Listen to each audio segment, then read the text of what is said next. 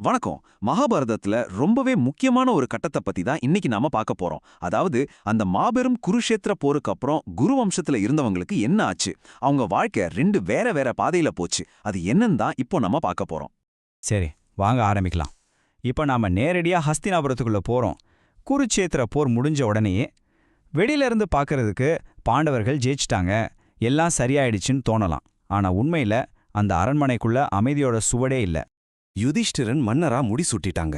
ஆனா அது வெறும் பதவிதான். அந்த அரண்மனையோட ஒவ்வொரு மூலையிலையும் போரோட நிழல், அந்த இழப்புகளோட வலி ஒரு பேய் மாதிரி சுத்திட்டே இருந்துச்சு. சொல்லப்போனா அந்த வெற்றி ஒரு பெரிய வெற்றிடத்தை தான் கொண்டு வந்துச்சு. இங்கதான் ஒரு பெரிய பிரச்சனை ஆரம்பிக்குது. போருக்கு பிறகும் உயிரோட இருந்தாங்களே, அதாவது அந்த கண் தெரியாத மன்னர் திருதராஷ்டிரனோ காந்தாரியும் அவங்கள எப்படி நடத்தினாங்க தெரியுமா? யுதிஷ்டன் ஒரு பக்கம் அவங்கள பெத்தவங்க மாதிரி பாத்துக்கிட்டாரு. ஆனா அவரோட தம்பி பீமனுக்கு அது முடியல.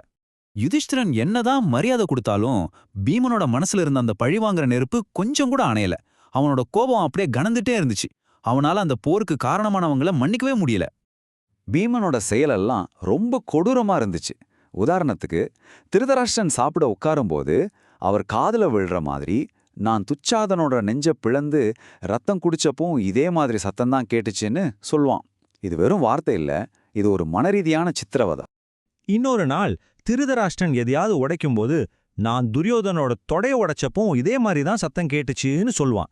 இந்த மாதிரி ஒவ்வொரு நாளும் ஒவ்வொரு நிமிஷமும் அவமானம்தான். திருதராஷ்டிரனுக்கு அரண்மனையில இருக்கிற ஒவ்வொரு நாளும் நரகமா இருந்துச்சு. இப்படி தொடர்ந்து மன உளைச்சலுக்கு ஆளான அந்த வயசான ராஜா கடைசியா ஒரு பெரிய முடிவுக்கு வர்றாரு. இதுக்கு அவரோட மனவேதனை மட்டும் காரணம் இல்ல, கூடவே ஒருத்தரோட அறிவுரையும் இருந்துச்சு. அந்த நேரத்துல தான் அவரோட தம்பி விதுரன் வராரு. ரொம்ப ஞானமானவர். அவர் சொல்றாரு, அண்ணா, இந்த அரண்மனையில உங்க காலம் முடிஞ்சிருச்சு. இனிமே நீங்க உங்க ஆன்மாவுக்காக, உங்க முக்திக்காக வாழ வேண்டிய நேரம் வந்தாச்சுன்னு ரொம்ப தெளிவா சொல்றாரு. இப்போ விதுரன் சொன்னதை கேட்டு திருதராஷ்டிரன் எடுத்த முடிவுங்கிறது ஏதோ பயந்து ஓடுறதில்ல. அதுக்கு பேரு வானப்பிரஸ்தம். அதாவது நம்ம வாழ்க்கையில ஒரு குறிப்பிட்ட வயசுக்கு அப்புறம் எல்லாத்தையும் துறந்துட்டு கடவுளை தேடி காட்டுக்கு போறது. இது அந்த காலத்துல ஒரு முக்கியமான தர்மமா இருந்துச்சு. அப்போ அந்த முடிவை எடுத்து யார் யாரெல்லாம் கிளம்புனாங்க தெரியுமா? திருதராஷ்டிரன், காந்தாரி, அவங்க கூட ஆச்சரியமா குந்தியும் கிளம்புனாங்க. விதுரன், சஞ்சயன் இவங்களும் கூட போனாங்க. குருவம்சத்தோட அந்த மூத்த தலைமுறையே ஒன்னா காட்டுக்கு புறப்பட்டு போச்சு. காட்டுல அவங்களோட வாழ்க்கை எப்படி இருந்துச்சு? அவங்களோட அந்த பயணம் ரொம்பவே வியக்க வைக்கிற ஒரு இறுதி கட்டத்தை நோக்கி நகர்ந்துச்சு. பல வருஷங்கள் ஓடி போச்சு. அவங்க ஒரு ஆசிரமத்துல ரொம்ப எளிமையா வாழ்ந்துட்டு இருந்தாங்க. அப்போ திடீர்னு ஒரு நாள் ஒரு பெரிய காட்டுத்தீ அவங்கள சுத்தி பரவ ஆரம்பிச்சது. நெருப்போட சூடு பக்கத்துல வரத உணர்ந்த திருதராஷ்டிரன் எல்லாரையும் தப்பிச்சு ஓட சொன்னாரு.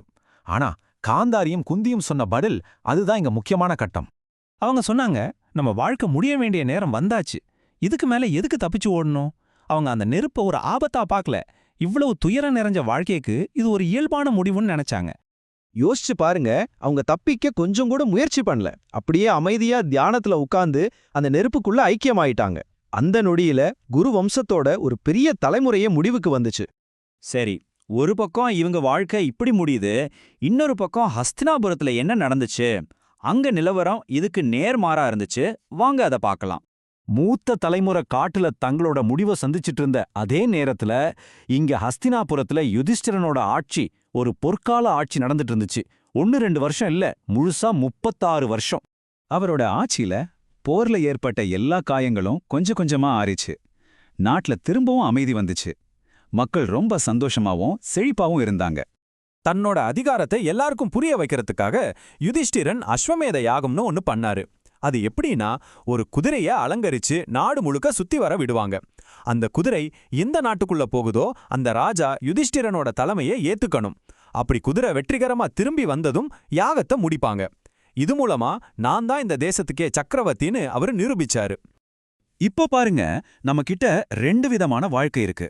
ஒரு பக்கம் எல்லாத்தையும் திறந்து காட்டுல தங்களோட வாழ்க்கைய முடிச்சுக்கிட்ட குருவம்சத்தோட மூத்த தலைமுறை. இன்னொரு பக்கம் தர்மத்தோட ஆட்சி செஞ்சு ஒரு பெரிய சாம்ராஜ்யத்தை உருவாக்குன யுதிஷ்டிரன். இது நம்ம மனசுல ஒரு பெரிய கேள்வி எழுப்புது இல்லையா? உண்மையான அமைதிங்கிறது நீதியா ஆட்சி செய்யறதுல இருக்கா, இல்ல எல்லாத்தையும் விட்டுட்டு போறதுல இருக்கா? நீங்க என்ன நினைக்கிறீங்க?